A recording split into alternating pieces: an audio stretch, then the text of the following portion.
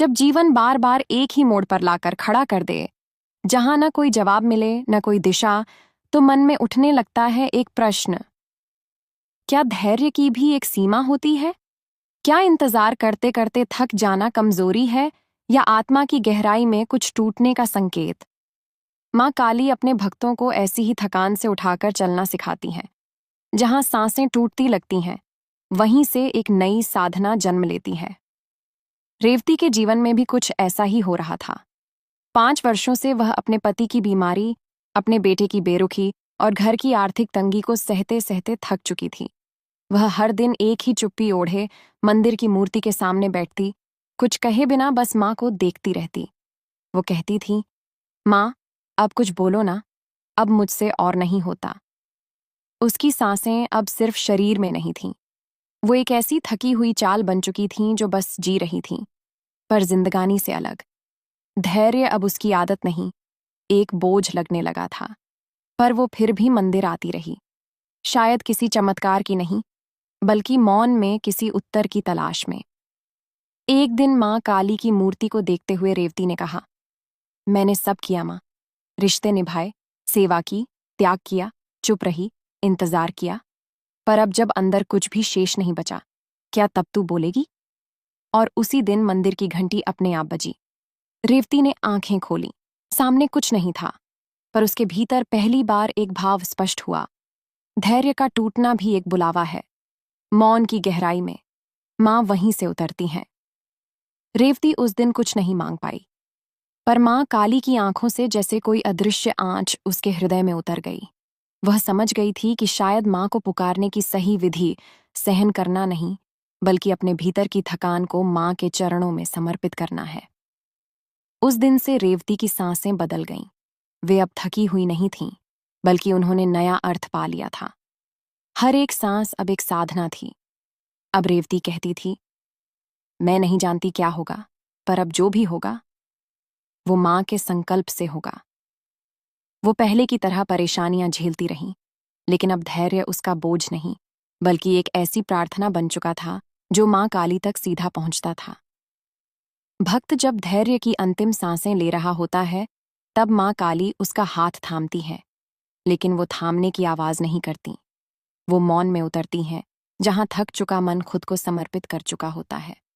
रेवती की तरह हम सबके भीतर कभी न कभी ये थकान आती है, जहां लगता है कि अब और सहना संभव नहीं। वहीं से माँ काली हमें सिखाती हैं कि धैर्य कोई लक्ष्य तक पहुंचने का रास्ता नहीं, बल्कि माँ तक पहुंचने की एक मौन साधना है। भक्त जब यह स्वीकार कर ले कि अब मैं अकेले नहीं सह सकता, तब माँ कहती हैं, तो अब मैं सहूंगी तेरे साथ, तेरी सांसें अब मेरी प्रार्थना होंगी। माँ काली की कृपा से रेवती की सांसें अब भी चल रही थीं, लेकिन अब वे केवल जीवित रहने के लिए नहीं थीं। वे अब हर क्षण को माँ के चरणों में समर्पित करने का माध्यम थीं। क्या आपके भीतर भी ऐसा कोई धैर्य है जो अब थक चुका है? क्या आपकी भी सांसें चुपचाप कुछ कह रही हैं? तो रुकिए नहीं, बस माँ काली के सामने बैठिए, कुछ मत कहिए। आपकी थकी हुई सांसें ही माँ को सब कह देंगी। रेवती के जीवन में एक नए भाव का उदय हुआ था, पर उसे ये भ्रम नहीं था कि माँ काली ने उसकी सारी समस्याएं तुरंत सुलझा दी हैं। नहीं, उसका पति अभी भी बीमार था, बेटा अभी भी बेरुखी में खोया हुआ, घर की हालत वैसी ही, और वह खुद उसी पुरानी चौखट पर बैठी माँ को निहारती। लेकिन फर्क अब था उसके देखने के ढंग में। अब वह माँ की मूर्ति को देखने नहीं आती थी, अब वह अपनी आत्मा को देखने आती थी, जो माँ में प्रतिबिंबित होती थी।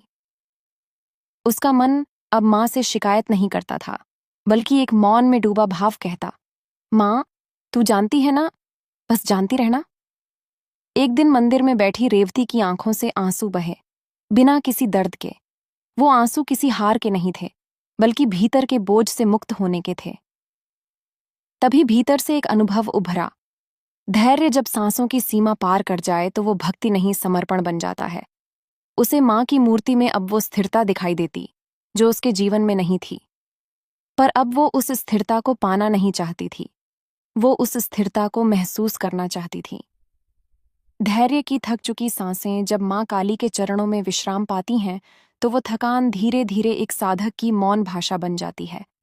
रेवती अब दूसरों से कम बोलती, पर माँ से ज्यादा जुड़ चुकी थी। घर में वो चुप थी, पर मंदिर में नहीं। एक दिन उसका बेटा उसके पास आया और पूछा, माँ, तुम हर रोज मंदिर क्यों जाती हो? कभी कुछ मांगती भी नहीं, फिर भी जाती हो? रेवती ने हल्के मुस्कुराकर कहा, पहले मैं मांगती थी बेटा, अब मैं माँ की चुप्पी में अपने जवाब सुनती हूँ। उस दिन बेटा पहली बार मंदिर गया। रेवती ने कुछ नहीं कहा, बस माँ से कहा, अब तू बोल, अब इसका धैर्य शुरू होने वाला है। धैर्य कोई चमत्कारी औषधि नहीं होता, वो एक धीमा जहर है जो आत्मा को तब तक जलाता है जब तक माँ की कृपा उसमें अमृत न घोल दे। और जब माँ की कृपा उतरती है तो वही झर साधना बन जाता है।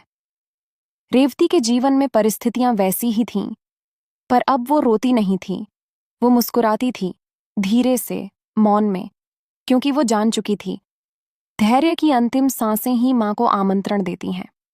अब वह कहती थी, माँ, मुझे हल नहीं चाहिए, बस तू मुझे थामे रहा, मैं तेरे मौन में विश्राम करना चाहती हूँ। भक्त जब इतना टूट जाए कि बोलना भी भारी लगे, तब माँ काली उसके भीतर उतरती हैं, बिना शब्दों के, सिर्फ अपनी उपस्थिति से। रेवती जैसे भक्तों को माँ ये सिखाती हैं कि धैर्य कोई मंजिल नहीं है, वो तो माँ से मिलने की एक सीढ़ी है, जिस पर चढ़ते चढ़ते आत्मा थकती है, पर माँ वहीं थकी आत्मा को अपनी गोद में ले लेती हैं। भक्तों से यही विनती है, अगर तुम्हारा धैर्य अब थक गया है, अगर सांसें जवाब देने लगी हैं, अगर जीवन का बोझ भारी लगने लगा है, तो बस एक बार माँ काली के चरणों में बैठकर कुछ मत कहिए, क्योंकि माँ की मौन कृपा आपके मौन धैर्य का उत्तर पहले से तैयार रखती है।